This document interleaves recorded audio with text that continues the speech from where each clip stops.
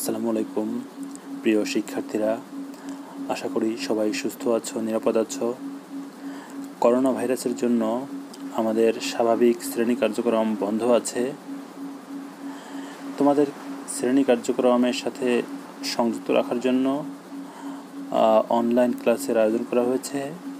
এরই ধারাবাহিকতায় আমি মোহাম্মদ আল মামুন, প্রভাষক, সমাজবিজ্ঞান বিভাগ, চট্টগ্রাম কলেজ, তোমাদেরকে স্বাগত জানাচ্ছি। আজকে আমরা কথা বলবো অনার্স তৃতীয় বর্ষের ধর্মের সমাজবিজ্ঞান বিষয়টি নিয়ে। আজকে আলোচ্য বিষয় হলো ধর্মীয় মৌলবাদ। এই মৌলবাদের ইংরেজি প্রতিশব্দ হলো ফান্ডামেন্টালিজম। ফান্ডামেন্টালিজম শব্দটি এসেছে ফান্ডামেন্টাল শব্দ থেকে, যার অর্থ হলো আদি বা মূল। তাই মৌলবাদের ভাবগত অর্থ দ্বারায় মূলজাত, অথবা বলা যায় মূল বা শিকড়ে ফিরে যাওয়া। প্রচলিত অর্থে মৌলবাদের এই যে মূল দ্বারা ধর্মকে বোঝানো হয়, অর্থাৎ যে কোনো কিছুর আদি বা মূলে ফিরে যাওয়াকেই প্রচলিত অর্থে মৌলবাদ বলে না। যখন কোনো ব্যক্তি বা কোনো গোষ্ঠী তাদের ধর্মীয় বিশ্বাস, আদর্শ, রীতিনীতি রয়েছে, তার মূলে শিকড়ে ফিরে যায়, তখন তাকে বলা হয় মৌলবাদ। ব্যবহারিক অর্থে মৌলবাদ হলো গোড়া ধর্মীয় মতবাদের কঠোর অনুসরণ। এই মৌলবাদ শব্দটি প্রথম থেকেই ধর্মের সাথে যুক্ত হয়ে আছে। প্রায় সকল ধর্মের ক্ষেত্রেই এই শব্দটাকে ব্যবহার করা হয়, তবে আধুনিককালে এই শব্দটি বেশি ব্যবহৃত হয় ইসলাম ধর্মের সাথে। তবে এর উৎপত্তি জড়িয়ে আছে খ্রিস্টান ধর্মের সাথে। খ্রিস্টান জগতে মৌলবাদ নিয়ে বিতর্ক শুরু হয় মূলত ঊনবিংশ শতাব্দীর শেষ দিকে, এবং বিংশ শতাব্দীর প্রথম পর্যন্ত এটি অব্যাহত থাকে।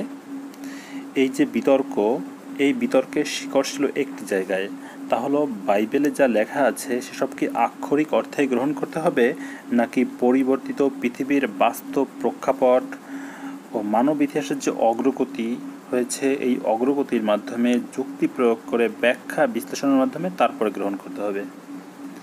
যারা মৌলবাদী তারা প্রথমটি, অর্থাৎ বাইবেলের সকল কথাকে আক্ষরিক অর্থেই বিশ্বাসের পক্ষপাতী ছিল। 1910 সাল থেকে 15 সালের মধ্যে একটি বই প্রকাশিত হয় দ্য ফান্ডামেন্টাল নামে। বইটা প্রকাশিত হয় আমেরিকার শিকাগোর একটা প্রকাশনী প্রতিষ্ঠান টেস্টিমনি থেকে। এই বইয়ে মোট 12টি খণ্ড ছিল, যে খণ্ডগুলো 1910 সাল থেকে 1915 সালের মধ্যে প্রকাশিত হয়। এই বইয়ে মোট 90টি রচনা ছিল। এই রচনাগুলো লেখেন খ্রিস্টান প্রোটেস্ট্যান্ট ধর্মের 64 জন বিশেষজ্ঞ। প্রোটেস্ট্যান্ট ধর্মের আবার বিভিন্ন উপবিভাগ রয়েছে। এই 64 জন ব্যক্তি ওই বিভিন্ন উপবিভাগের প্রতিনিধিত্ব করে। এই বইয়ে খ্রিস্টান ধর্মের যে মূল বিষয়গুলো আছে, ওই বিষয়গুলো তুলে ধরা হয় এবং সেগুলো কঠোরভাবে মেনে চলার জন্য বলা হয়। যারা বিষয়গুলোকে বিশ্বাস করত এবং কঠোরভাবে মেনে চলত, তাদেরকে বলা হতো ফান্ডামেন্টালিস্ট। এখান থেকে মূলত ধর্মীয় অনুসারীদের, যারা ধর্মের মূল বিশ্বাস করে, তাদেরকেই বলা হয় ফান্ডামেন্টালিস্ট। এই ফান্ডামেন্টালিস্টদের আরও কিছু বৈশিষ্ট্য ছিল। সাধারণ আচার আচরণ, বিধিনিষেধ ছিল, যেমন তাদের অধিকাংশই ধূমপান করতো না, মাদক গ্রহণ করতো না, এমনকি সিনেমা, নাটক ইত্যাদি দেখতো না। তারা প্রাচীন আচার পদ্ধতিগুলো নতুন করে প্রতিষ্ঠা করতে আগ্রহী ছিল। অর্থাৎ খ্রিস্টান ধর্মে যে প্রাচীন আচার, রীতিনীতি, পদ্ধতি ছিল, তারা সেই আচার, রীতিনীতি, পদ্ধতিগুলোকে নতুন করে প্রতিষ্ঠা করতে আগ্রহী ছিল। তাদের আচরণের আর একটা বৈশিষ্ট্য ছিল, তা হলো বাইবেলের কোনো ধরনের সমালোচনা বা পরিবর্তনকে সহ্য করতে না পারা। তারা মনে করত বাইবেল এসেছে স্রষ্টার পক্ষ থেকে এবং এখানে কোনো ভুল থাকা সম্ভব না এবং কোনো ক্রমেই কোনো অবস্থাতেই বাইবেলের কোনো পরিবর্তন করা সম্ভব না এবং বাইবেলের সমালোচনা করা উচিত না। আমরা দেখেছি আধুনিক অর্থে যে মৌলবাদ শব্দটি ব্যবহার করা হয় তা প্রথম ব্যবহার শুরু হয় আমেরিকার প্রোটেস্ট্যান্ট খ্রিস্টানদের মধ্যে। আমরা যদি মৌলবাদের চরিত্রকে বিশ্লেষণ করি তাহলে কতগুলো সাধারণ বৈশিষ্ট্য প্রকাশ পায়। আমরা এখন মৌলবাদের এই সাধারণ চারিত্রিক বৈশিষ্ট্যগুলি দেখব। 1. এটি অবশ্যই ধর্মের সাথে যুক্ত, অর্থাৎ আমরা যে মৌলবাদের কথা বলছি এই মৌলবাদ অবশ্যই সমাজে বিদ্যমান কোনো ধর্মের সাথে যুক্ত থাকবে। প্রাতিষ্ঠানিক ধর্মের বিশ্বাস তার প্রাথমিক ভিত্তি এবং একে আরও গভীরে প্রতিষ্ঠিত করাই এই মৌলবাদের লক্ষ্য। অর্থাৎ সংক্ষেপে বলতে গেলে প্রত্যেক মৌলবাদ বিষয়টি সরাসরি যুক্ত ধর্মের সাথে এবং এর লক্ষ্য হলো ওই ধর্মের যে বিশ্বাস, রীতিনীতি, আচার, মূল্যবোধ রয়েছে তাকে গভীরভাবে সমাজে প্রতিষ্ঠিত করা। 2. এটি প্রাতিষ্ঠানিক ধর্মের মূল গ্রন্থকে অপরিবর্তনীয়, সমালোচনার ঊর্ধ্বে ও সর্বোচ্চ কর্তৃত্বের অধিকারী বলে মনে করে।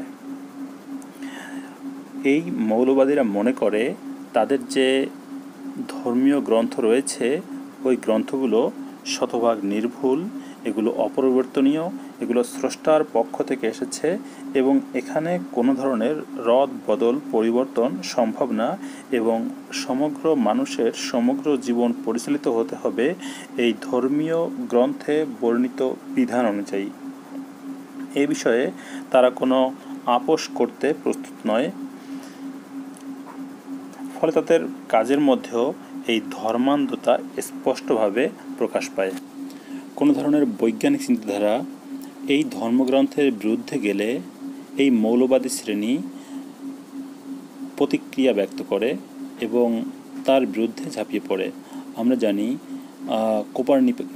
বিজ্ঞানী কোপারনিকাসকে সূর্য পৃথিবীর চারদিকে ঘোরে না বরং পৃথিবী সূর্যের চারদিকে ঘোরে এ কথা বলার জন্য করুণ পরিণতি ভোগ করতে হয়েছিল।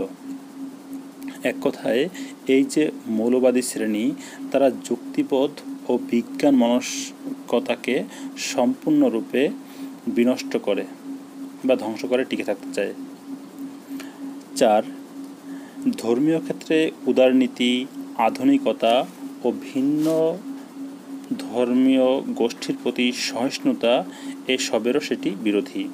এই যে মৌলবাদী শ্রেণী তাদের একটি গুরুত্বপূর্ণ বৈশিষ্ট্য হলো তারা কখনো অন্যের মতকে সমর্থন করে না। তারা নিজে যেটা বিশ্বাস করে সেটাকেই সে শ্রেষ্ঠ মনে করে এবং এটিকেই সে সবার উপরে চাপিয়ে দেওয়ার চেষ্টা করে।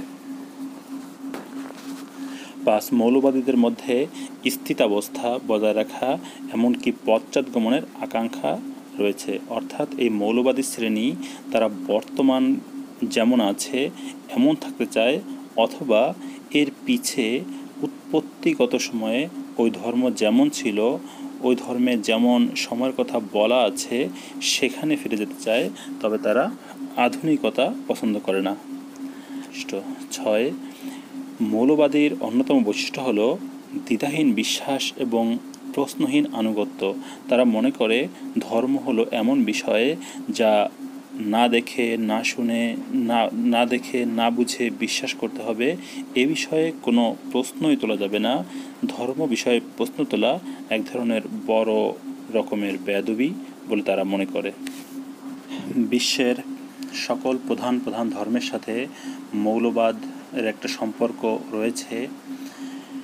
বর্তমান বিশ্বে মৌলবাদ নিয়ে সবচেয়ে বেশি আলোচিত এবং সমালোচিত হচ্ছে ইসলাম ধর্ম। এখন আমরা ইসলাম ধর্মী মৌলবাদ নিয়ে আলোচনা করব।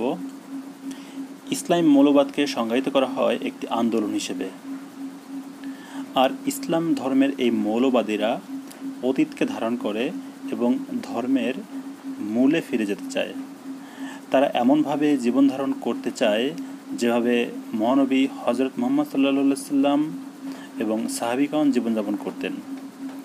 ইসলামী মৌলবাদীরা ইসলামের প্রাথমিক উৎস কোরআন এবং সুন্নাহ বা হাদিস এর আক্ষরিক ও মৌলিক ব্যাখ্যা সমর্থন করে এবং তাদের জীবনের প্রতিটি অংশে তারা এই ইসলামী নির্দেশগুলো মেনে চলতে চায় এবং তাদের দৃষ্টিতে যা বিকৃত অনইসলামিক সেই বিষয়গুলো থেকে নিজেদেরকে মুক্ত রাখতে চায়।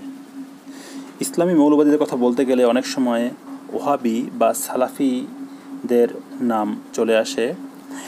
এই ওহাবি বা সালাফি একটি সংস্কারপন্থী আন্দোলন। এই আন্দোলনের মূল ছিলেন ইমাম মুহাম্মদ বিন আব্দুল ওহাব।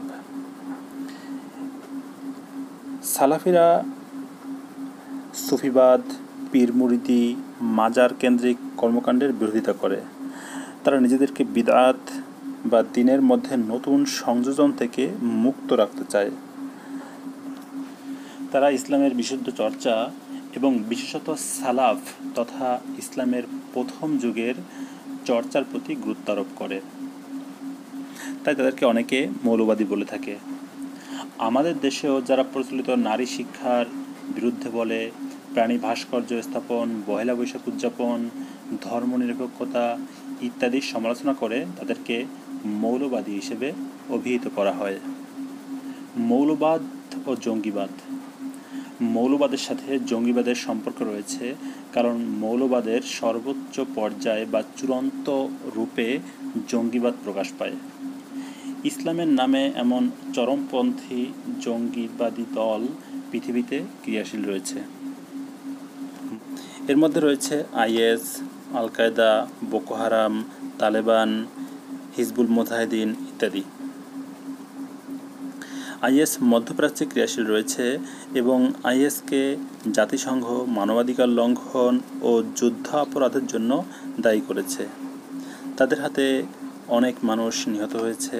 আল কায়দা 2002 সালের 11 সেপ্টেম্বর আল কায়দাকে টুইন টাওয়ারে হামলার জন্য দায়ী করা হয়।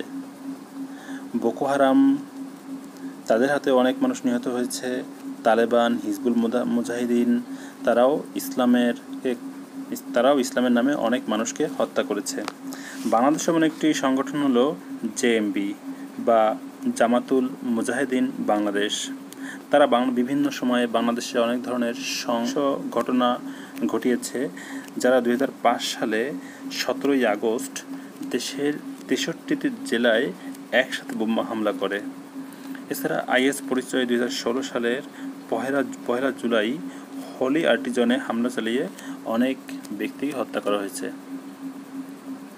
এভাবেই ধর্ম ব্যবহার করে, ধর্মের অপব্যাখ্যা করে এই জঙ্গি গোষ্ঠী তাদের তৎপরতা চালিয়েছে। এখন আমরা কথা বলবো খ্রিস্ট ধর্মে মৌলবাদ নিয়ে। আমরা দেখেছি মৌলবাদের উৎপত্তি হয়েছে খ্রিস্টান ধর্মের প্রোটেস্ট্যান্ট শাখার মাধ্যমে। সমগ্র মধ্যযুগে ইউরোপ খ্রিস্টান ধর্মের মাধ্যমে শাসিত হয়েছে। রাষ্ট্র এই ধর্মকে ব্যবহার করে জ্ঞান বিজ্ঞানকে স্তম্ভিত করে রেখেছে। ফলে সমগ্র মধ্যযুগকে বলা হয় অন্ধকারচ্ছন্ন যুগ। ক্রুসেডের নামে খ্রিস্টান ধর্মগুরু বা পোপ সাধারণ খ্রিস্টানদের মুসলমানদের বিরুদ্ধে ব্যবহার করেছে। রোমান ক্যাথলিক চার্চ এক পর্যায়ে ইন্ডালজেন্স বা স্বর্গে যাওয়ার লাইসেন্স বিক্রি শুরু করে। ক্যাথলিকদের গোঁড়ামির এক পর্যায়ে গোঁড়ামি থেকে মুক্তির জন্য প্রোটেস্ট্যান্ট শাখার বিকাশ ঘটে। আধুনিক কালে এসে খ্রিস্টান মৌলবাদকে উস্কে দিয়েছে বিভিন্ন খ্রিস্টান শাসকগণ। ইউএসের প্রেসিডেন্ট জর্জ বুশ তিনি মিথ্যা অজুহাতে ইরাক দখল করেন। তিনি বলেন, যদি আমরা যিশু খ্রিস্টের নামে ওই ধর্মবিরোধীদের বিরুদ্ধে দাঁড়াতে পারি, তবেই আমরা আমাদের ইসলামী শত্রুকে পরাজিত করতে পারব। 1996 সালে হার্ভার্ড বিশ্ববিদ্যালয়ের অধ্যাপক Samuel Huntington clash of civilisation নামে একটি বই লেখেন, যেখানে তিনি বর্তমান বিশ্বের মানব সমাজকে 9টি সভ্যতায় ভাগ করেছেন, যার মধ্যে শ্রেষ্ঠ সভ্যতা হল পাশ্চাত্যের খ্রিস্টান সভ্যতা, আর সবচেয়ে নিকৃষ্ট এবং বিপজ্জনক সভ্যতা হল ইসলামী সভ্যতা। আর্নল্ড টয়েনবি রচিত এ স্টাডি অফ হিস্ট্রি গ্রন্থেও খ্রিস্টান সভ্যতাকে সর্বশ্রেষ্ঠ সভ্যতা বলে অভিহিত করা হয়েছে। এভাবে পাশ্চাত্যের পণ্ডিতগণের উস্কানিতে খ্রিস্টান মৌলবাদ বিকশিত হচ্ছে এবং পাশাপাশি অনেক সময় তা ইসলামী মৌলবাদকে ত্বরান্বিত করেছে। অনেক ক্ষেত্রে মার্কিন প্রশাসন ইসলামী মৌলবাদ সৃষ্টিতেও সহযোগিতা করেছে। বস্তুত আল কায়দা, তালেবান তাদেরই সৃষ্ট। কমিউনিজমকে প্রতিহত করার জন্য তারা তালেবান, আল কায়দা সৃষ্টির পিছনে উস্কানি এবং সহযোগিতা দিয়েছে। ইহুদি ধর্মে মৌলবাদ। ইহুদি ধর্মকে বলা হয় বিশ্বের প্রথম এক ঈশ্বরবাদী ধর্ম। ধর্মীয় বিশ্বাসে তাদের গোঁড়ামি সর্বজন বিদিত, তাই খ্রিস্টপূর্ব সময় থেকে বিংশ শতাব্দী পর্যন্ত বারবার তাদের বিতাড়িত, নির্যাতিত ও হত্যার শিকার হতে হয়েছে। দ্বিতীয় বিশ্বযুদ্ধের সময় হিটলার প্রায় 60 লক্ষ ইহুদিকে হত্যা করে। ইহুদিদের মধ্যে এই ধর্মীয় গোঁড়ামি বা মৌলবাদী বিশ্বাসটা তুলনামূলক অনেক বেশি লক্ষণীয়। ইহুদিদের ধর্মগ্রন্থে অ-ইহুদিদের জেন্টাইল বলে অভিহিত করা হয়েছে। তাদের অন্যতম ধর্মগ্রন্থ হল তালমুদ, যেখানে জেন্টাইলদের সম্পর্কে এমন কথা বলা হয়েছে যা তাদেরকে আরও অধিক মৌলবাদী হতে উৎসাহিত করে। এখানে বলা আছে, জেন্টাইলদের ধন সম্পদের কোনো মালিকানা নেই, ধন সম্পদের প্রকৃত মালিক ইহুদি জাতি, অন্যদের ধন সম্পদ ইহুদিগণ দখল করে নিতে পারে। জেন্টাইল ও তাদের ধন সম্পদের উপর কর্তৃত্ব করার জন্য ঈশ্বর দুনিয়াতে ইহুদি জাতিকে মনোনীত করেছেন। আরও বলা আছে, মানুষ যেমন সৃষ্ট জীবের মধ্যে শ্রেষ্ঠ, তেমনি ইহুদি জাতীয় সমগ্র মানব গোষ্ঠীর মধ্যে শ্রেষ্ঠ, কারণ ইহুদি ছাড়া সকল মানুষের মধ্যেই পশুত্ব ও পাপ প্রবৃত্তি রয়েছে। ঈশ্বর জেন্টাইলদের নিকট থেকে সুদ আদায় করার নির্দেশ দিয়েছেন এবং বিনা সুদে তাদেরকে ধার দিতে নিষেধ করেছেন। বর্তমান পৃথিবীতে ইহুদিদের মৌলবাদী আচরণ জায়োনিজম এর মাধ্যমে প্রকাশ পায়। জায়োনিজম শব্দটি এসেছে হিব্রু শব্দ জায়ন থেকে। জায়ন মূলত জেরুজালেমে অবস্থিত একটি পর্বতের নাম, কিন্তু বৃহত্তর অর্থে এটি ইহুদিদের কাছে সমগ্র জেরুজালেমের প্রতিনিধিত্ব করে।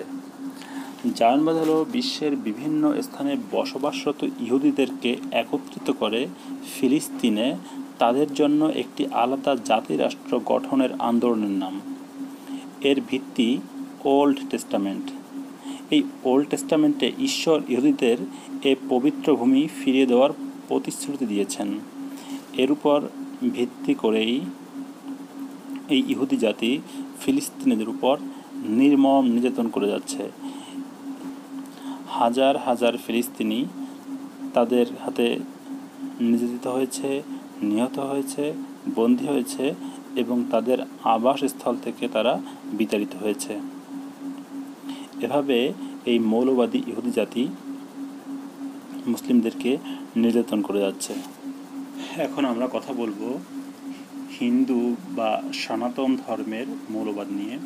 প্রাচীনকাল থেকেই হিন্দু ধর্মের নানা বিষয় নিয়ে বিতর্ক রয়েছে, যেমন সতীদাহ প্রথা, জাতিপর্ণ প্রথা ইত্যাদি।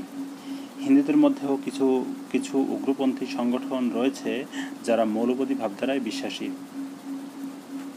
1952 সালের 6 ডিসেম্বর ভারতের অযোধ্যার বাবরি মসজিদকে এই উগ্রপন্থী হিন্দু সংগঠন সদস্যরা ভেঙে গুঁড়িয়ে দেয়। ঐতিহাসিকদের মতে বাবরের সেনাপতি 1528 সালে এই বাবরি মসজিদ নির্মাণ করেন। তবে হিন্দুদের একটা অংশ বিশ্বাস করে তাদের দেবতা শ্রীরামচন্দ্রের জন্মস্থানের উপর ওই মসজিদ নির্মিত হয়েছে। এই বিশ্বাসের উপর ভিত্তি করে তারা মুসলিমদের এই মসজিদ ভেঙে গুঁড়িয়ে দেয়। ভারতের হিন্দু মৌলবাদী গোষ্ঠী নিজেদের বিশ্বাসকে অন্যদের উপর চাপিয়ে দিতে চায়। গরুর মাংস খাওয়া নিয়ে অনেক মুসলিমকে তারা পিটিয়ে হত্যা করেছে। 2020 সালে ফেব্রুয়ারি মাসে মৌলবাদী হিন্দুরা মুসলমানদের বাড়িঘর ও মসজিদে হামলা চালায়, মসজিদে আগুন দেয় এবং জয় শ্রীরাম স্লোগান দিয়ে মসজিদের মিনারে গেরুয়া পতাকা টানিয়ে দেয়। প্রিয় শিক্ষার্থীরা, আমাদের আজকের আলোচনা এ পর্যন্তই। তবে শেষ করার আগে কিছু বিষয় আমাদের মনে রাখা প্রয়োজন। তা হলো, পৃথিবীতে ধর্মর আবির্ভাব হয়েছে মানুষের কল্যাণের জন্য, মানুষের মুক্তির জন্য। কিন্তু আদিকাল থেকেই একটি বিষয় লক্ষণীয়, তা হলো এই ধর্মের ব্যাখ্যা বা অপব্যাখ্যার মাধ্যমে কিছু মানুষ এই ধর্ম নিয়ে অনেক বেশি বাড়াবাড়ি করেছে এবং ধর্মের নামে অনেক অধর্মের কাজ করেছে। এই ধর্ম নিয়ে বাড়াবাড়ি অনেক হত্যা ধ্বংসের কারণ, যার নজির বর্তমান পৃথিবীতে এখনও রয়েছে। এই ধর্ম যখন মানুষের স্বাভাবিক বিকাশকে ব্যাহত করে, মানুষের অধিকার হরণ করে, মানুষে বিভেদ সৃষ্টি করে এবং মানুষকে পিছনের দিকে টেনে নেয়, তখনই তাকে বলা হয় ধর্মীয় মৌলবাদ।